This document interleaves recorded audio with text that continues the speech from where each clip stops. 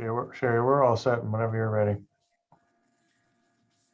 So we don't need to have the others join us? Do we have Heath and Cheryl? Oh, yeah. Good point. There's Heath.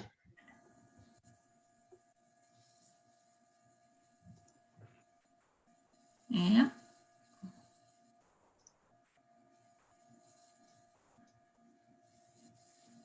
Should we wait another minute for Cheryl? Cheryl's trying to log in, but she's having technical difficulties.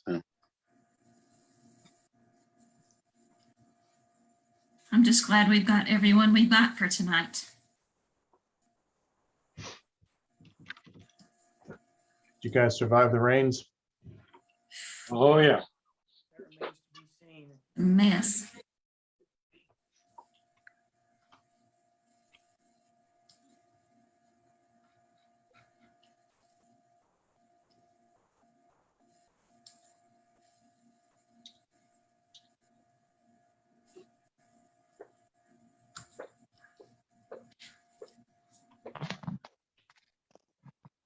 There he is. Hey, Sherry. Yes. Cheryl can actually hear you if you want to proceed. We're actually, we don't live far from each other, so we actually are together tonight. So she's trying to log in because I don't have access to my computer and I'm on my phone. So Gotcha. Okay. I hear you. So. All right. So am I good to go ahead, Daniel? Yep. Go for it. Okay. So I am calling this meeting of the Mills River Planning Board to order. If you guys will join me in standing for the Pledge of Allegiance, we should have a shot of the flag on your screen in just a moment. There we go. If you'll stand. I pledge allegiance To the flag. to the flag of the of the United States of America, America. To the to the republic. To the republic republic which which it for which it stands, stands, one one nation, nation, under under under God, God, indivisible, indivisible, with liberty and all. justice for all. Thank you. That was interesting. So I appreciate you guys making the effort to be here tonight, being so flexible and attending via Zoom. I have never been the chairperson of a completely Zoom meeting before, so this is a little bit of a learning curve. So hang with me and hopefully we'll get through this. So you should have received an electronic copy of your agenda for tonight, and just need to know at this point if there are any adjustments or additions to that agenda that need to be made. There was supposed to be some adjustments to the minutes, I understand. Yes, you should have gotten, Jim, a second copy of that with those changes made. I got. Yeah, I did. I got it. Okay. Okay. We'll get to that in just a minute. And Sherry, letter C under new business, we do not have anything for this evening. But Cheryl. I'm sorry, could you repeat that? We do not have anything to present for item C under new business, planning board size. Okay. That has to go back to council one more time before we bring it to you guys. Okay, so we will omit letter C of Roman numeral 7.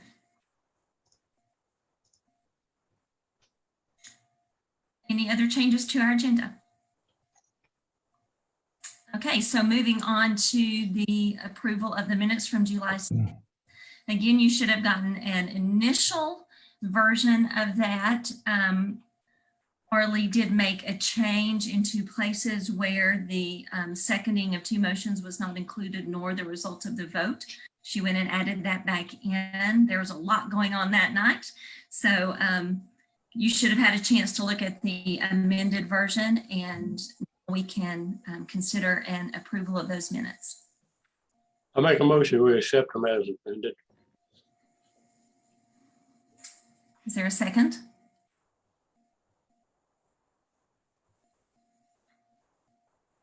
I'll second Heath. Okay, so he seconds that. All in favor, say aye. Aye. Okay, any opposed? Sherry, just as a point of procedure, when we're Yes. fully virtual like this, you need to do a roll call vote. Okay. If there's a vote. All right, I will do that. Do I need to do that now? Yes, please, for that last motion. Okay, so for the motion to approve the minutes, I'm an aye. I'm an aye. Jim, what is your vote? Jeff, your vote? Aye. Was that Ryan? Aye. Cheryl Aye. and Heath? Aye. Okay, so that is unanimous. Thank you, guys. Do we have any public comment tonight? I have received no public comment. Okay, and I'm trusting no one's standing outside of town hall waiting to get in. Nope. Okay. Okay, There is a As far as we gentleman named know. Robert on the call. okay. Is that someone that we, Robert, do you have any public comment to offer at this point?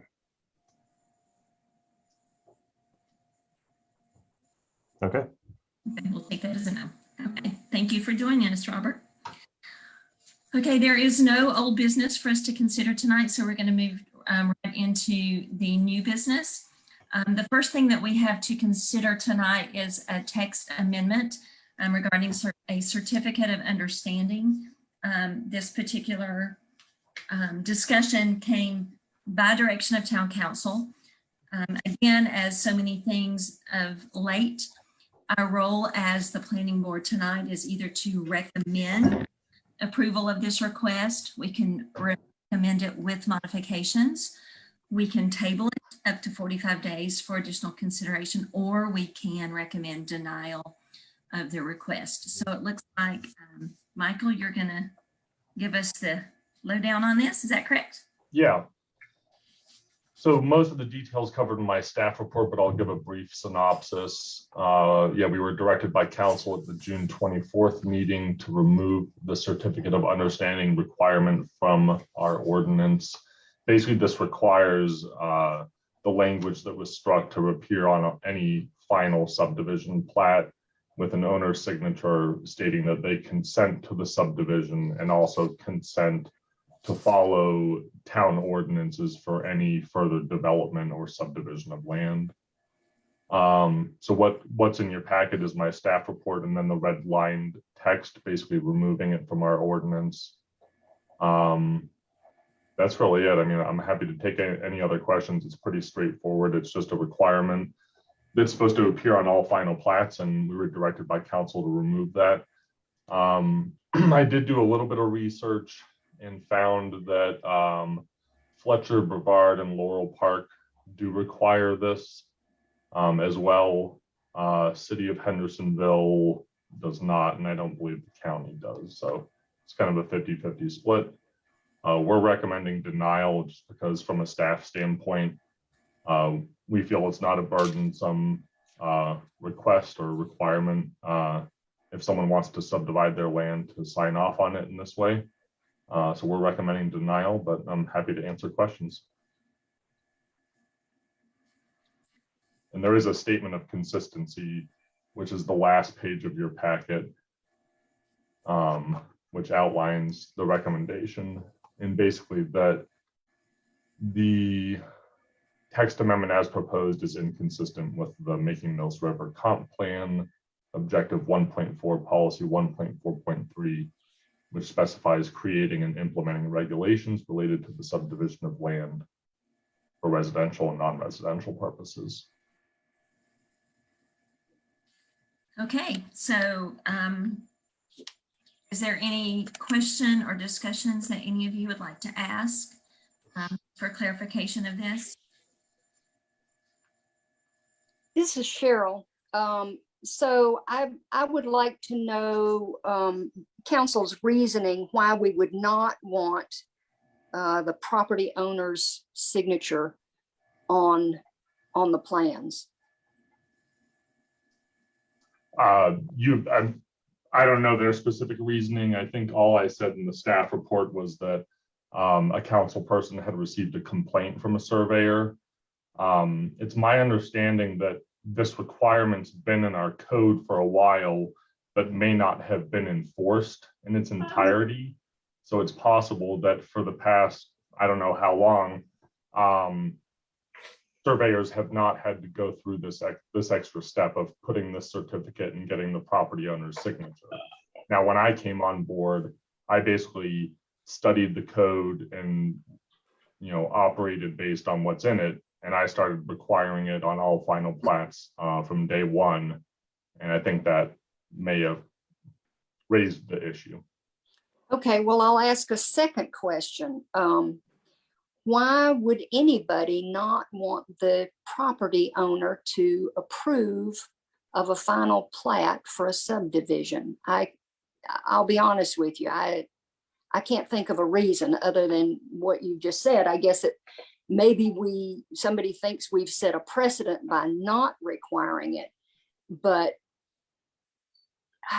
I just, as a property owner, if I were developing something, I would certainly want to stand up and take responsibility for that and acknowledge that I knew what a developer, if it wasn't me, was doing. So I'm a little baffled by this one. If anybody can help me, I would appreciate it. I don't have a good answer. I mean, I'll just restate something I heard in an informal conversation with the surveyor, is that a lot of times there are out-of-state property owners. And so for those surveyors not using electronic signature software, they actually have to mail the Mylar final plat out to be signed to wherever the property owner is located. Yeah, FedEx is pretty quick too. I agree with Cheryl. I see no reason to change it.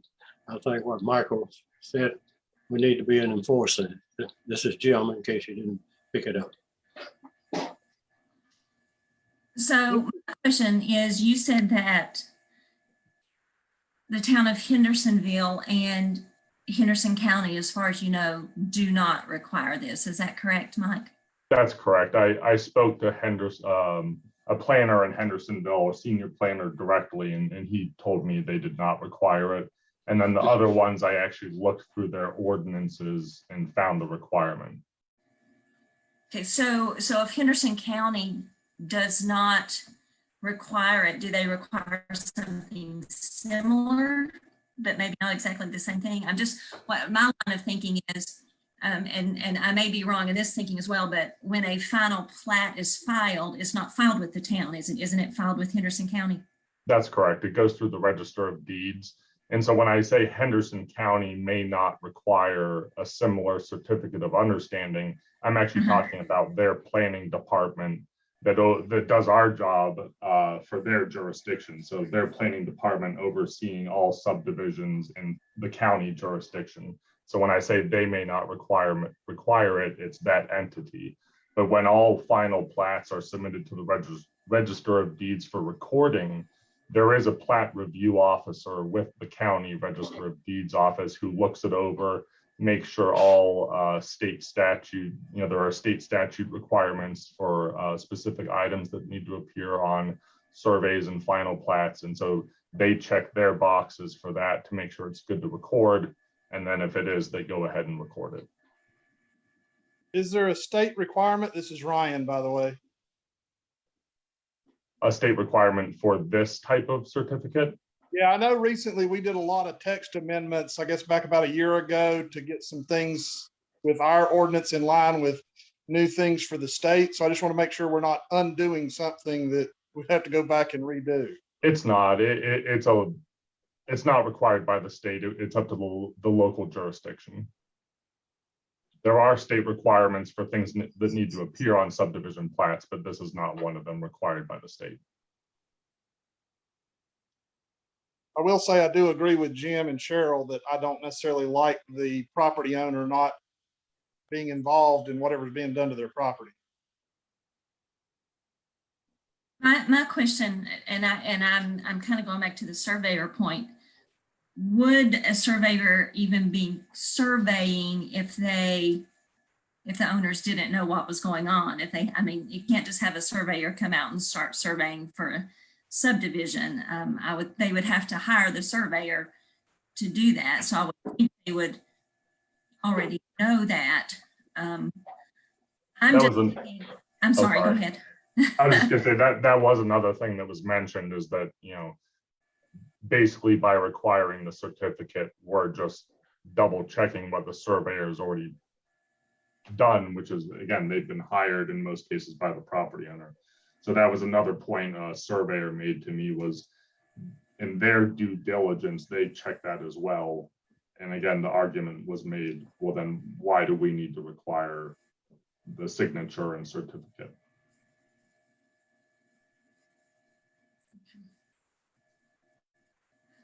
Well, I'll weigh in just a little bit. We deal with electronic plans all the time in my job. And I use a program called DocuSign. And it sends a PDF. I can send it either, I can either sign it myself, which is what I do when I fix my seal, or I can send it to someone for them to sign, and then it will be returned to me when they sign it. They don't have to have the program. They just have to click. So I'm not a surveyor. I don't know of any surveyors that don't use a software program to draw the plat now.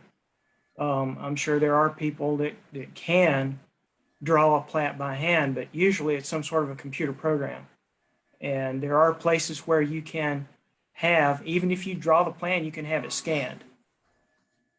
And then once it's scanned, you can send it to be signed. So I'm just saying, it's not necessarily it doesn't have to be mailed. We recognize a DocuSign document pretty much the same as a wet signature with a pen. And I would assume that the town would recognize that because there is a serial number affixed once you DocuSign it. That's correct. And I then use DocuSign when I sign off on final plats. So there you go. it goes both ways. Yeah. We don't have, as a town, we don't have a scanner that can scan a full-size set of plans, do we? Do now. You do? Yeah, it was just installed back in June, I think. Awesome. And we use Adobe Sign when, Okay. like when Mike approves a permit. I think, Mike, you're still doing this. You send them you sign the PDF and you send it for signature so that the permit is valid. Correct. And that's a read-only version when it comes back to us. Yes, it can't be changed. Okay. Right. So someone who doesn't use a computer software and draws a plat by hand can bring it in and scan it. Or is that a service the town would provide, or would they have to go somewhere else to have that? I've never been asked. I don't know. Daniel, have you come across that? I've never come across it, but I wouldn't be opposed to it if that's a very rare instance anymore. It's So got to be very I wouldn't rare. be concerned about offering that to people if they came to us with that. There are a handful of surveyors that we work with that don't use DocuSign or anything like that, but the vast majority that are all DocuSign. Okay. I wanted to clarify one thing. This is Ryan again. The recommendation from the staff was not to do this. Is that correct? That's correct. Recommendation is to recommend denial of the text amendment. So Okay. not implement striking it out of our code. I just wanted to clarify that. Thank you.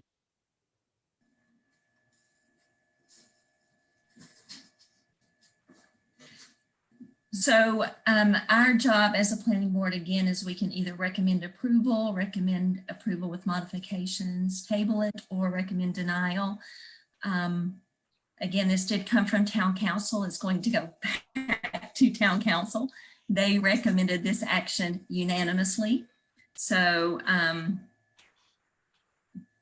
take that for what you will.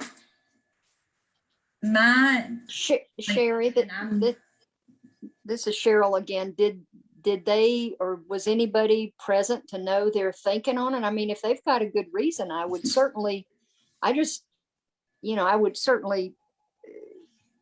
consider it favorably, but I just don't get the reason.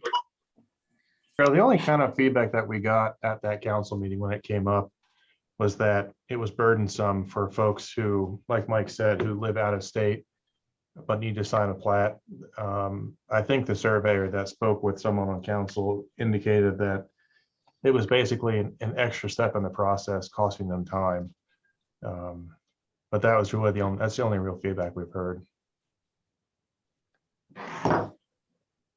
What Daniel what are the potential negative consequences if this requirement were removed?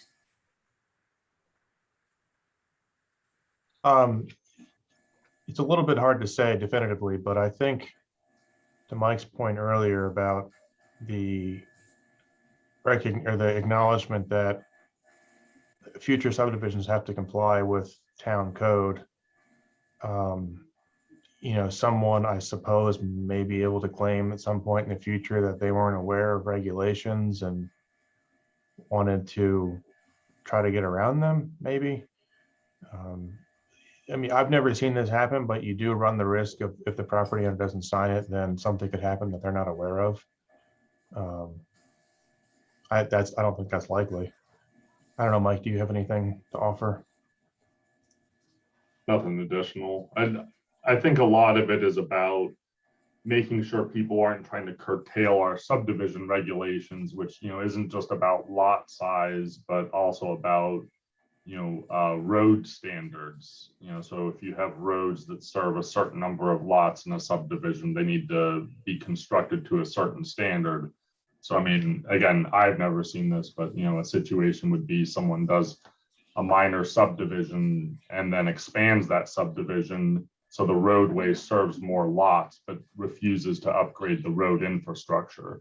With this on the plat, you can point back and say, hey, you property owner agreed to abide by all town subdivision regulations, which includes road construction standards, and that they would need to follow through on that. But again, I haven't seen that.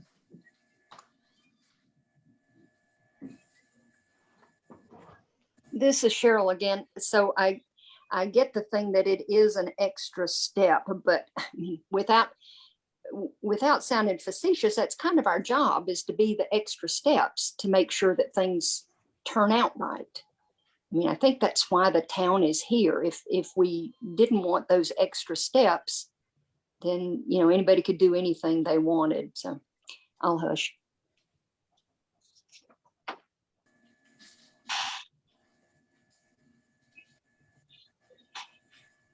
Okay, anything additional, any clarification that anybody feels they need to make? This is Ryan again. My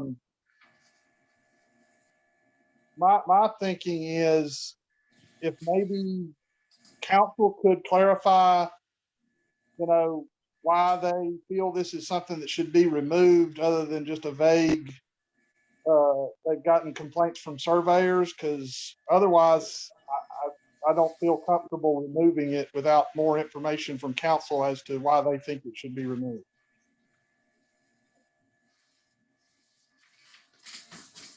Well, this is Yeah, go ahead. Go ahead. This is Jim. It's up to council ultimately anyway, so I'm just not in favor of removing it. So in this case, if I'm correct, we're acting as an advisory board to council, giving our advice to council that we don't think it should be removed. And then ultimately falls on them to choose whether to abide by our advice, or, if they have additional information, then they make their decision. That is correct. So if anybody would like to put this into a motion, this would be a great time to do that. I'll make a motion that we don't recommend this change at this time. Okay, so you are recommending that we deny the request at this time. Yes, ma'am. That would be my motion. Okay, This so is the Cheryl, motion and was I'll from second. Ryan. I'm This sorry. is Ryan. Okay, Cheryl is seconding that. Ryan made the motion, Cheryl seconded it. Since I've got you there, Heath, what would your vote be? I concur. So aye for So that. that would be Yeah. in favor. Okay. Who do we have next? Jeff, what is your vote? Aye. I'm in favor. Okay. I concur with the motion. Jim? I concur with the motion also. Okay, and Sherry also concurs with that motion. So by unanimous vote, we are voting to recommend denial of the request from town council. And I understand that we have to have a statement of consistency with that. Is that correct? That's correct. It's the last page in your packet. I guess we could have referenced it with that motion. If you want to, you can feel free, and Daniel, feel free to chime in. If you want, you can take an additional vote or make an additional motion to adopt the statement of consistency for text amendment 2103 due to inconsistencies with the comprehensive plan, if you'd like to.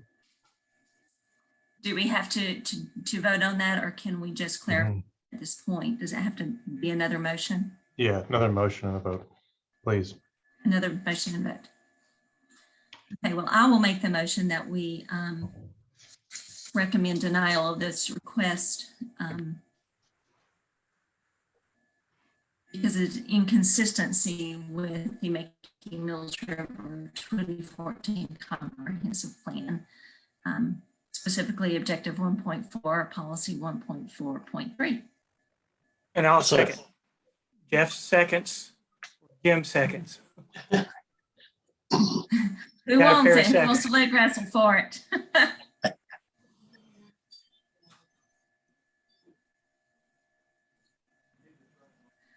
Okay, I'm not sure who we're going to give that a second to, but we'll vote. Jim, what's your vote? I'm for, yeah. 4. Okay, we got to do it again. So we got to go person by person. Ryan, what is your vote? Cheryl? Aye. And Heath? Aye. Okay, I think that's everyone. So again, that is unanimous. Thank you guys for being patient with the process. Thank you.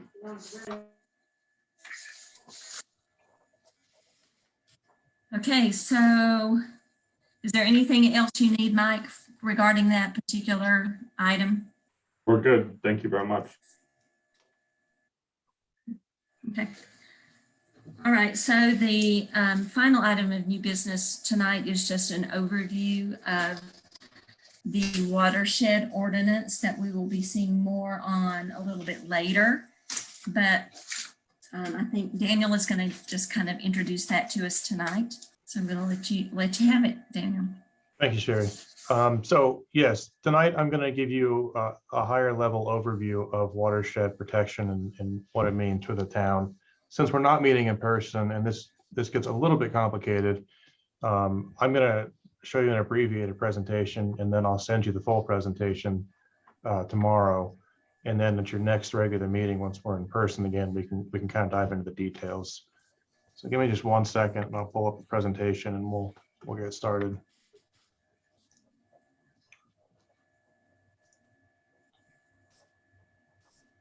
All right, do you guys see the PowerPoint?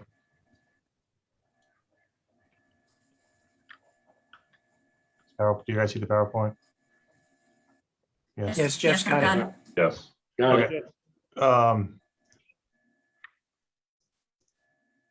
Okay, so just by way of background, the town had an interlocal agreement with Henderson County back in '04. After the town incorporated, it had several agreements with the county and other jurisdictions, or other agencies rather, to enforce local regulations like zoning, watershed compliance, law enforcement, and so on and so forth.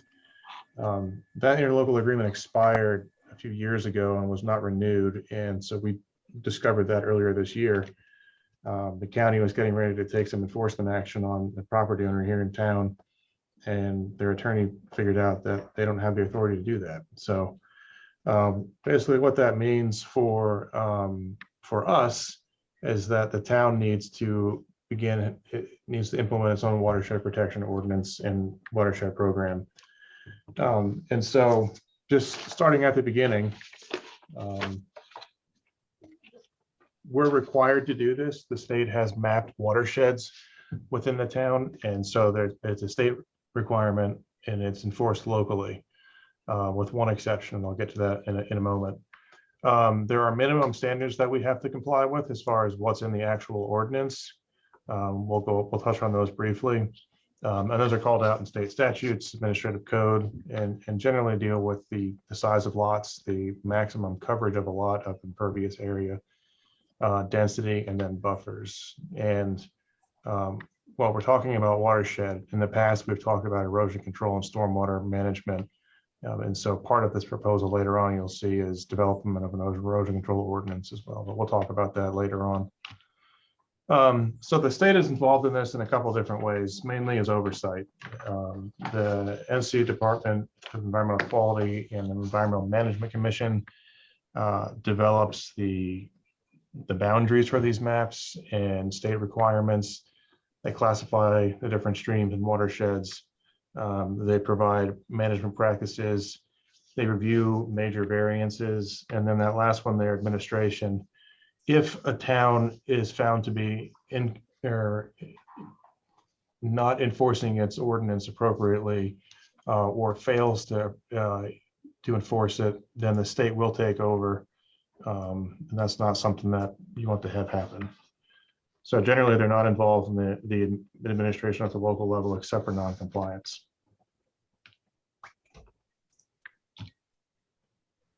So locally, we have to have a couple different things. We have to have an ordinance that meets the state minimum, obviously, and the state does provide a model ordinance, basically that provides us the framework for developing a local ordinance.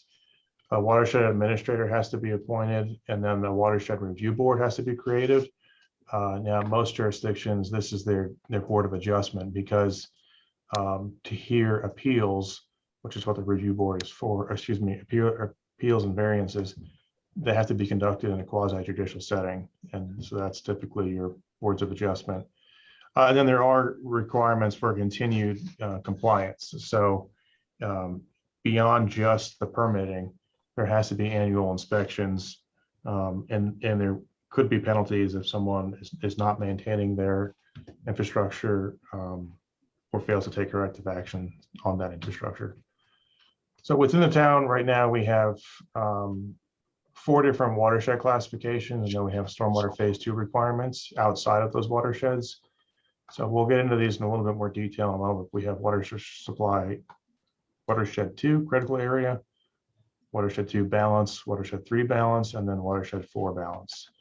And then of course, state issued phase 2 requirements for the remainder for most of the rest of town. So critical areas are those areas that are more susceptible to pollution. And this is all based on watershed water supply areas. So, and this is, again, I guess for background, we have 2 intake locations within Mills River for the city of Asheville and the city of Hendersonville. And basically where their pipes hit the rivers, that's the start of a critical area, and it goes upstream and around it for a half mile. And then, so that's why I define critical area as the area basically at the source, the nearest or most vulnerable to pollution. So here's a map of Mills River. We're sitting right here about in Town Hall. So the Asheville water supply is out here on the edge of town, just outside of the town's jurisdiction. And then Hendersonville is up here on 191. And their intake is a little bit further up. So this little arch right here is the critical area for that particular intake. And then the rest of it are all different classifications, balance of watersheds, because there's no critical areas there. So some things that we have to take into consideration regarding a local ordinance is low density and high density. And don't think about that in terms of dwelling units per acre necessarily. Low density and high density have a different meaning within the watershed ordinance standards, and it boils down to how much of the site can be developed. So if we only wanted low density development within town for single family residential, you could do it for the critical area, which is this first bullet point. You could have one dwelling unit per 2 acres be the standard. You could have a minimum lot size of 80,000 square feet, or you could just say 6% of the property can be covered by impervious surface. So there's 3 different options there as far as how you want to regulate different uses. And then in the balance, which is the area outside the critical area, is requirements loosen up just a little bit. 1 dwelling unit per acre, 40,000 square foot lot size, or 12% max coverage. And you'll find as we move forward that the max coverage really makes the most sense in terms of regulations across the different spectrum of development that we deal with. And I'll explain that in a moment. So for non-residential, which is basically everything else, it boils down to just percentage coverage. So if in a critical area and you're doing a commercial, you can cover 6% of the area with impervious surface. Balance up to 12. I grade out the watershed 3 critical because we do not have that within the town, although it is one of the classifications at the state level. And then at watershed 3 and 4, the balance is 24% max coverage. So as far as high density goes, this allows for a higher percentage of covered area, impervious area, as long as you implement stormwater management practices to capture and treat stormwater runoff. And so it goes from 6% in the critical area up to 24%, 12 to 30, 24 to 50. You can see that it goes up the further you are from the intake point, depending on the classification of watershed that you're in. But again, you do have to have stormwater control measures, which can be pricey, which can deter some development, especially in the core parts of town where, unfortunately, where we want development to occur.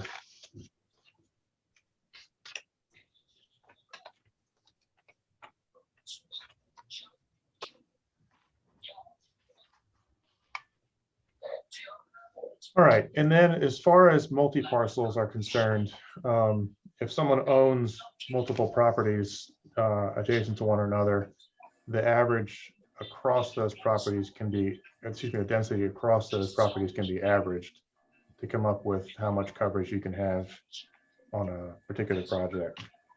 And then cluster development could be allowed on a project by project basis, which basically means you can cluster your development so long as your overall density is within the bounds of the classification district. And then you still have to manage stormwater controls. There's a large list of exclusions. This is kind of the high level list. Existing development, so no one has to retrofit their site if the town were to adopt this ordinance next week. We're not going to be calling people and say, hey, you got to install stormwater management practices. They're exempt or excluded rather. Commercial redevelopment where there's no built upon area proposed. So if you're just moving into an existing building, even if you're changing the use from making hot dogs to making shoes, as long as you're not building more built upon area, you don't have to worry about any sort of compliance. Single family redevelopment, just what it sounds like. And then single family development on an existing non-conforming lot. So for example, if you have a 30,000 square foot lot and in the district in which you live, the minimum requirement is 40,000 square feet, you're still going to be allowed to develop your lot. Otherwise, the town would be responsible for buying that property because they can't use it. And then as far as ag is concerned, it really only deals with the setback requirement for the buffer along streams, which I think is 10 feet. And then, of course, NCDOT projects, generally speaking, are excluded from the regulations. So there are opportunities for variances in watershed administration. Kind of standard procedure, you have to prove as a hardship. Whatever variance is approved has to meet the general purpose and intent, and then equal or better protection that will last in perpetuity. The board, this is the Watershed Review Board, can attach reasonable conditions. Minor variances are less than 10% change for low density and then 5% change for high density. So a major variance is anything above a minor variance. And we'll get into the details later about the procedure for that, but suffice to say that within 10% or 5%, it's a local decision. Anything above that would go to the state for review. As far as implementation goes, our recommendation is to use the high density option. And that is because the core of town, based on the land use vision map, is really where we want development to occur. That's generally where utilities already exist, the roads are already there. And it just makes more sense to concentrate the development there as opposed to letting it spread everywhere. And so in order to make the best use of that available land, the high density option really provides the most development potential. With low density, it would just be very, very limited. And then we would be creating a watershed overlay district in chapter 154, which is the land use regulations and zoning, which would then reference a new chapter, chapter 156, which right now we're calling natural resources. And that would include the water supply protection ordinance, erosion control, and stormwater management as well. And then we'd also have to adopt or update the subdivision ordinance depending upon the standards that are adopted as far as the watershed program goes, which could impact minimum lot size and things like that. So this is a really terribly drawn map, but I just wanted to kind of show, so the red areas again are where we want the most intensive development, which are here and then up here and up here. So this section is completely out of the watershed. This is maybe 60-40 outside, and this is all 100% within watershed area. So if we only went with low density, it would really limit what could happen in the areas that we've identified for the most growth. As far as development of the ordinance itself goes, the Department of Environmental Quality has a model ordinance, which is what we've been using as an outline to develop this information. Henderson County has a code of ordinances. They have an ordinance that they were enforcing in the town, so that's a reference for us. And then we'll have to draft the water supply watershed overlay district based on what we get from both of these two sources for references. Again, that'll be in 154 and 156. And that's all I have. Again, I know there's a lot of information. I didn't go into a lot of detail. I'm happy to answer questions at this point, if there are any. I presume this needs to be developed sooner rather than later. Yes, so we've been in close contact with a gentleman named Paul at the state level.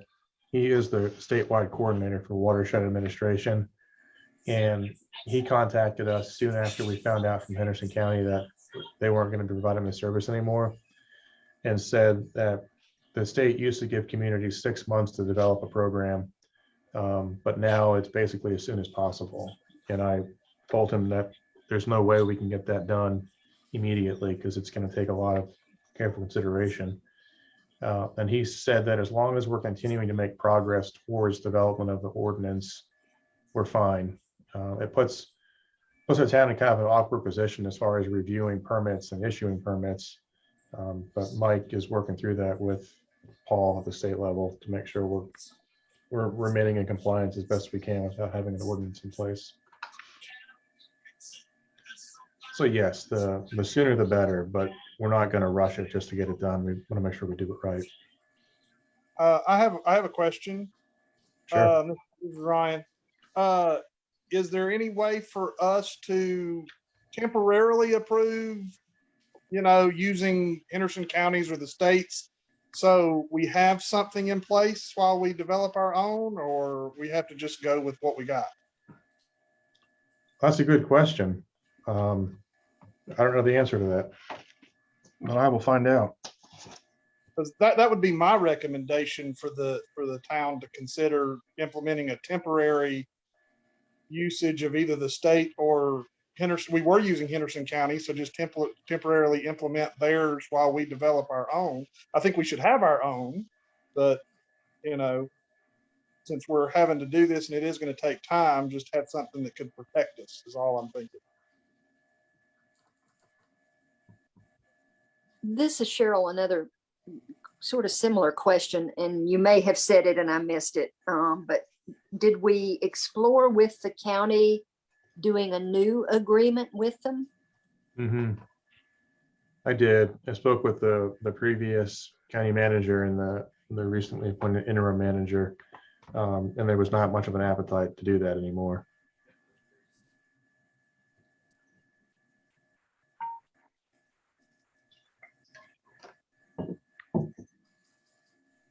So this is Jeff, so they may not want a permanent situation like that, but they may be agreeable for like an interim basis while we develop ours. Then again, that may take time to even get that. Yeah, they weren't open to that idea when I broached it with them several months ago. Okay. So in summary, the town needs to develop a watershed program is what it's called when you have the ordinance and the map and everything. And we're not looking for any action this evening. This is really just to introduce you to the topic. I'll send you the full presentation in the morning it's the same presentation with a lot more detail. So you can begin to review that. And then we'll plan to bring this up at your next meeting as well in September with some more detailed information. Yeah. Anybody have any more comments or questions regarding that? Since this seems to be something that needs to be taken care of real soon, do we need to go back to 2 meetings a month till we get this taken care of?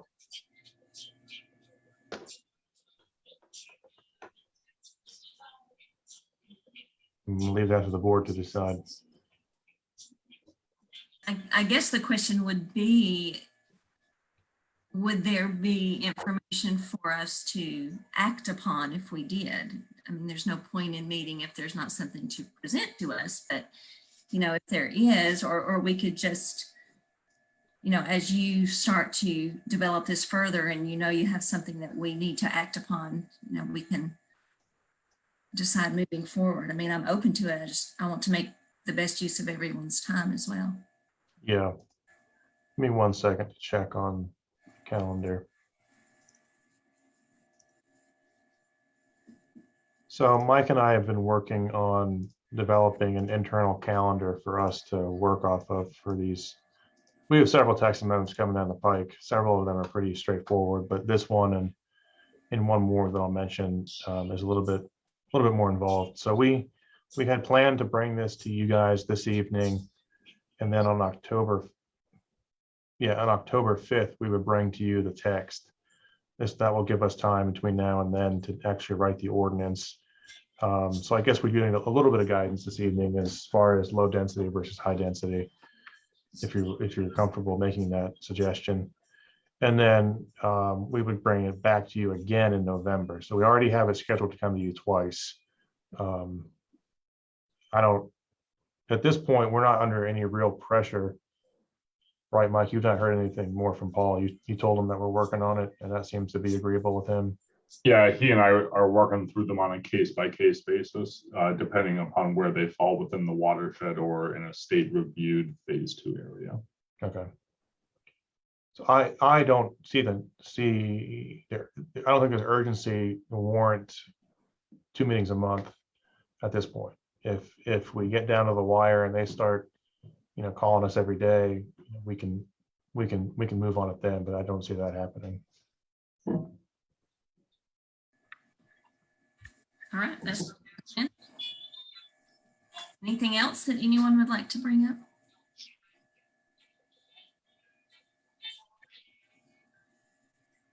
Okay. Are there any additional items that you need to bring to us tonight?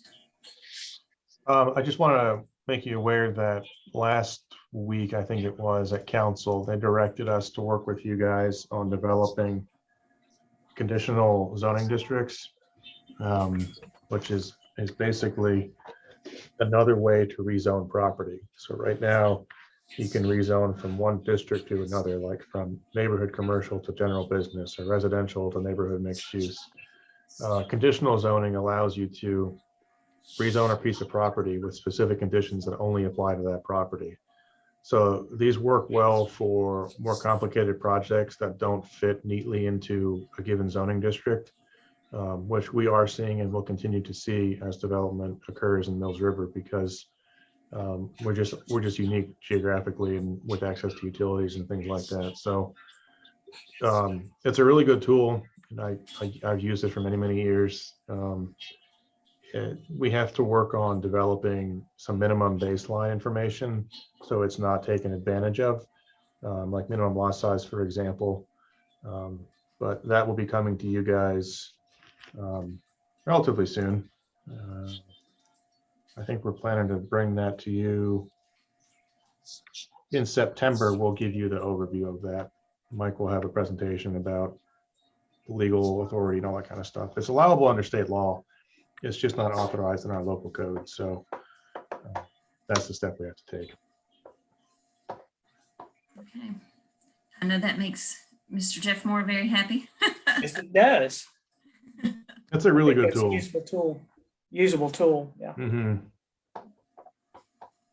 And I would ask again, I know we didn't meet in person tonight, but the next time that we meet in person, we would love to have a copy of the Making Mills River plan that we could have for reference. I know when we Yes. about these statements of consistency and whatnot, if we don't have that in front of us, it's really hard to pull something off the top of our head. So if you could maybe provide us with that we could add to our code of ordinances, that would be awesome. We will do that. We got the last step to get it printed. Should be wrapped up this week. So then we'll get it all to the printer, and you'll have hard copies of it. Very good. Anything else anyone has tonight? I have a request from our town clerk. We have updated ordinance pages for your ordinance books. And she'd like to know, do you need or want paper copies for that? Or they're all available online? Is that an easier way for y'all to access it? If you want paper copies, we'll be happy to give them to you.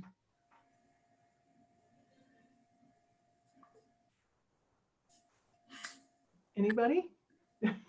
This is Ryan. I like having the paper copies Okay, when I'm looking at things. So I would like the paper copies. okay, we'll make you a copy.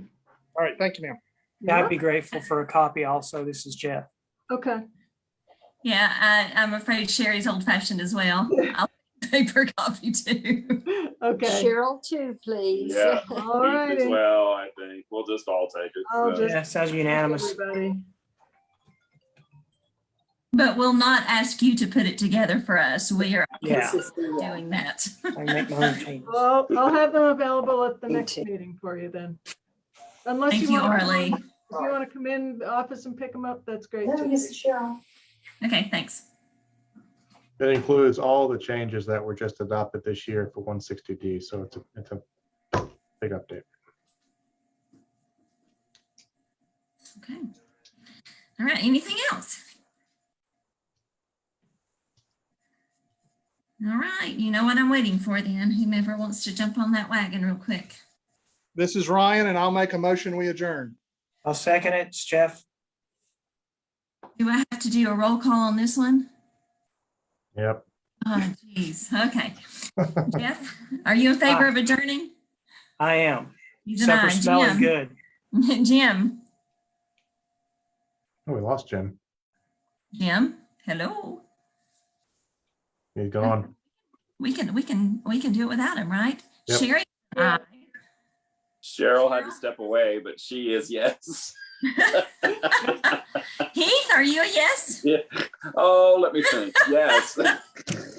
Okay, that's going to have to suffice because, you know, they're leaving if we don't approve it anyway. So, All right, this meeting is now adjourned and I will see you guys on September the 7th.